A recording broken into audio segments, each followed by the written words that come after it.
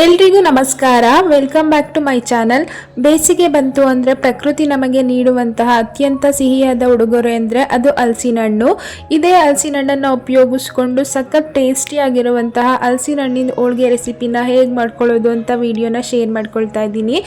ಮೊದಲಿಗೆ ಹೂರ್ಣನ ರೆಡಿ ಮಾಡ್ಕೊಳ್ಳೋಣ. ಹೂರ್ಣನ ಮಾಡ್ಕೊಳ್ಳೋದಕ್ಕೆ ಒಂದು ಮಿಕ್ಸಿ ಜಾರ್ಗೆ 1 ಕಪ್ ಅಷ್ಟು ಹಲಸಿನ ಹಣ್ಣನ್ನು ಸೇರಿಸ್ಕೊಂಡಿದ್ದೀನಿ. ಈಗ ಇದಕ್ಕೆ ನೀರೇನು ಸೇರಿಸ್ದೆ ಹಾಗೆ ಈ ರೀತಿಯಾಗಿ ಪೇಸ್ಟ್ ರೀತಿ ರುಬ್ಕೊಂಡು ಒಂದು ಕಡೆ ಎತ್ತಿಟ್ಕೊಳ್ಳೋಣ. ಈಗ ಸ್ಟವ್ ಆನ್ ಮಾಡಿಕೊಂಡು ಒಂದು ಪ್ಯಾನ್ ಇಟ್ಕೊಂಡು 2 ಟೇಬಲ್ ಸ್ಪೂನ್ ಅಷ್ಟು ರವೆನ ಸೇರಿಸ್ಕೊಂಡಿದ್ದೀನಿ. ರವೆನ 2 ರಿಂದ 3 ನಿಮಿಷ ಕಡಿಮೆ ಉರಿನಲ್ಲಿ ಚೆನ್ನಾಗಿ ಹುರ್ಕೊಳ್ಳೋಣ. ಯಾವಾಗಲೂ ಬೇಳೆ ಹೋಳಿಗೆ ಕಾಯಿ ಹೋಳಿಗೆನ ಮಾಡ್ಕೊಳ್ತಾ ಇರ್ತೀವಿ. ಒಂದ್ಸಲ ಈ ರೀತಿಯಾಗಿ ಹಲಸಿನ ಹಣ್ಣಿನ ಸೀಸನ್ ಮುಗಿಯೋ ಅಷ್ಟರಲ್ಲಿ ರೆಸಿಪಿನ ಟ್ರೈ ಮಾಡಿ ನೋಡಿ. ರುಚಿ ಅಂತೂ ತುಂಬಾ ಚೆನ್ನಾಗಿರುತ್ತೆ.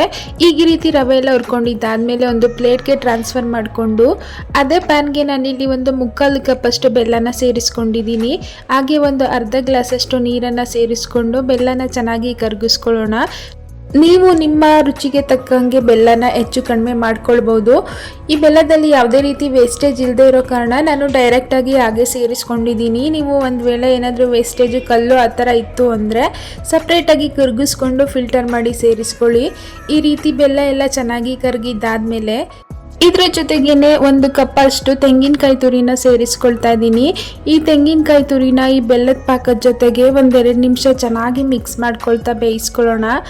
ಈ ರೀತಿ ತೆಂಗಿನಕಾಯಿ ತುರಿನ ಬೆಲ್ಲದ ಪಾಕದ ಜೊತೆ ಚೆನ್ನಾಗಿ ಬೇಯಿಸ್ಕೊಳ್ಳೋದ್ರಿಂದ ಬೇಗ ಹೋಳಿಗೆ ಹಾಳಾಗೋದಿಲ್ಲ. ಹಾಗೆ ಯಾರಾದರೂ ಹೊಸದಾಗಿ ನಮ್ಮ ವಿಡಿಯೋನ ನೋಡ್ತಾ ಇದ್ದರೆ ನಮ್ಮ ಚಾನಲ್ನ ಸಬ್ಸ್ಕ್ರೈಬ್ ಮಾಡಿಕೊಂಡು ಸಪೋರ್ಟ್ ಮಾಡಿ. ಈಗ ಇದ್ರ ಜೊತೆಗೇ ಮೊದಲೇ ರುಬ್ಬಿ ಇಟ್ಕೊಂಡಿರುವಂತಹ 1 ಕಪ್ ಅಷ್ಟು ಹಲಸಿನ ಹಣ್ಣಿನ ಪೇಸ್ಟನ್ನು ಸೇರಿಸ್ಕೊಂಡಿದ್ದೀನಿ.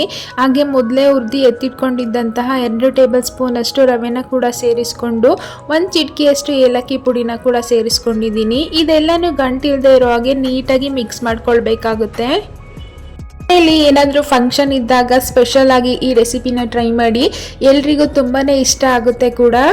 ಈ ರೀತಿ ನೀಟಾಗಿ ಎಲ್ಲ ಮಿಕ್ಸ್ ಮಾಡ್ಕೊಂಡಿದ್ದಾದಮೇಲೆ ಈ ಮಿಶ್ರಣ ಕನ್ಸಿಸ್ಟೆನ್ಸಿ ಸ್ವಲ್ಪ ಗಟ್ಟಿಯಾಗಿ ತಳ ಬಿಟ್ಟು ಬರೋವರೆಗೂ ಚೆನ್ನಾಗಿ ಬೇಯಿಸ್ಕೊಳ್ಬೇಕಾಗುತ್ತೆ. ಮೀಡಿಯಮ್ ಹೀಟ್ನಲ್ಲೇ ಚೆನ್ನಾಗಿ ಕುಕ್ ಮಾಡ್ಕೊಳ್ಳಿ. ಹಾಗೆ ಇದರೊಟ್ಟಿಗೆ 1 ಟೇಬಲ್ ಸ್ಪೂನ್ ಅಷ್ಟು ತುಪ್ಪನ ಕೂಡ ಸೇರಿಸ್ಕೊಂಡಿದ್ದೀನಿ. ನಿಮಗೆ ತುಪ್ಪ ಇಷ್ಟ ಇಲ್ಲ ಅಂದರೆ 1 ಸ್ಪೂನ್ ಅಷ್ಟು ಎಣ್ಣೆನ ಕೂಡ ಸೇರಿಸ್ಕೊಳ್ಬೋದು. ನೀವು ನೋಡ್ತಾ ಇರ್ಬೋದು ಈಗ ಇದು ಗಟ್ಟಿಯಾಗಿ ತಳ ಬಿಟ್ಟು ಬರ್ತಾ ಇದೆ. ಈ ಟೈಮಲ್ಲಿ ಸ್ಟವ್ನ ಆಫ್ ಮಾಡಿಕೊಂಡು ಇದನ್ನು ತಣ್ಣಗಾಗೋದಕ್ಕೆ ಬಿಡೋಣ.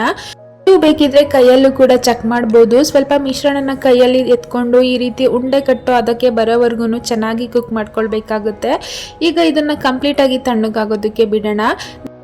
ನಾನಿಲ್ಲಿ ಒಂದು ಬಟರ್ ಪೇಪರ್ ಮೇಲೆ ಎಣ್ಣೆನ ಸ್ಪ್ರೆಡ್ ಮಾಡ್ಕೊಳ್ತಾ ಇದ್ದೀನಿ. ನೀವು ಬೇಕಿದ್ರೆ ಬಾಳೆ ಎಲೆ ಅಥವಾ ಹೋಳಿಗೆ ಶೀಟ್ ಮೇಲೂ ಕೂಡ ಈ ಹೋಳಿಗೆನ ರೆಡಿ ಮಾಡ್ಕೊಳ್ಬೋದು.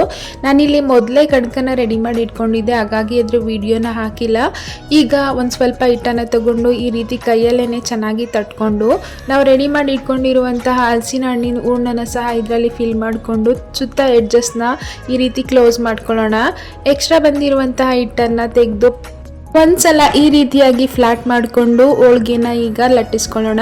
ನಾನಿಲ್ಲಿ ಚಪಾತಿ ಲಟ್ಟಣಿಗೆಲ್ಲಿ ಈ ಹೋಳಿಗೆನ ರೆಡಿ ಮಾಡ್ಕೊಳ್ತಾ ಇದ್ದೀನಿ. ನೀವು ಕೈಯಲ್ಲಿ ಕೂಡ ಹಾಗೇನೆ ತಟ್ಕೊಳ್ಬೋದು. ತುಂಬಾ ಈಸಿಯಾಗಿ ಬರುತ್ತೆ. ನೋಡ್ತಾ ಇದ್ರೇ ತಿನ್ನಬೇಕು ಅನ್ನಿಸ್ತಾ ಇದೆ, ಹಾಗೆ ಮಾಡಬೇಕು ಅನ್ನಿಸ್ತಾ ಇದೆ ಅಲ್ವಾ. ಖಂಡಿತವಾಗ್ಲೂ ಈ ರೆಸಿಪಿನ ಟ್ರೈ ಮಾಡಿ. ನಿಮಗೆ ಎಷ್ಟು ತೆಳುವಾಗಿ ಬೇಕೋ ಅಷ್ಟು ತೆಳುವಾಗಿ ಈ ಹೋಳಿಗೆನ ಲಟ್ಟಿಸ್ಕೊಳ್ಬೋದು. ಈಗ ಕಾಯ್ದಿರುವಂತಹ ಹೆಂಚಿನ ಮೇಲೆ ಸ್ವಲ್ಪ ಎಣ್ಣೆನ ಸ್ಪ್ರೆಡ್ ಮಾಡಿಕೊಂಡು ನಾವು ಲಟ್ಸಿಟ್ಕೊಂಡಿರುವಂತಹ ಹೋಳಿಗೆನ ಈ ರೀತಿಯಾಗಿ ಹಾಕಿ 2 ಕಡೆ ತುಪ್ಪ ಅಥವಾ ಎಣ್ಣೆನ ಸ್ಪ್ರೆಡ್ ಮಾಡ್ಕೊಳ್ತಾ ಬೇಯಿಸ್ಕೊಳ್ಳೋಣ. ಹೋಳಿಗೆ ಎಷ್ಟೊಂದು ಈಸಿಯಾಗಿ ಚೆನ್ನಾಗಿ ರೆಡಿ ಆಗ್ತಾ ಇದೆ ಅಲ್ವಾ. ನೀವು ಒಂದ್ಸಲ ಖಂಡಿತವಾಗ್ಲೂ ಮಿಸ್ ಮಾಡದೆ ಟ್ರೈ ಮಾಡಿ. ರುಚಿನೂ ಅಷ್ಟೇ ತುಂಬಾ ಚೆನ್ನಾಗಿರುತ್ತೆ. ಮನೆಯಲ್ಲೂ ಎಲ್ರಿಗೂ ತುಂಬಾ ಇಷ್ಟ ಆಗುವಂತಹ ರೆಸಿಪಿ. ಈಗ ಇದು ರೆಡಿಯಾಗಿದೆ. ಒಂದು ಪ್ಲೇಟಲ್ಲಿ ಎತ್ತಿಟ್ಕೊಂಡು ಇದೇ ರೀತಿ ಉಳಿದಿರುವಂತಹ ಹಿಟ್ಟು ಮತ್ತು ಹೂರ್ಣದಲ್ಲಿ ಹೋಳಿಗೆಗಳನ್ನ ರೆಡಿ ಮಾಡ್ಕೊಳ್ಳೋಣ. ನೋಡಿದ್ರಿ ಅಲ್ವಾ ಎಷ್ಟೊಂದು ಈಸಿಯಾಗಿ ರೆಸಿಪಿನ ಮಾಡ್ಕೊಳ್ಬೋದು ಅಂತ. ಈ ರೆಸಿಪಿ ವಿಡಿಯೋ ನಿಮಗೆ ಸ್ವಲ್ಪನಾದರೂ ಇಷ್ಟ ಆಗಿದ್ರೆ ಲೈಕ್ ಮಾಡಿ, ಶೇರ್ ಮಾಡಿ, ಕಮೆಂಟ್ ಮಾಡಿ. ನಮ್ಮ ಚಾನಲ್ನ ಸಬ್ಸ್ಕ್ರೈಬ್ ಮಾಡಿಕೊಂಡು ಸಪೋರ್ಟ್ ಮಾಡಿ. Thanks for watching.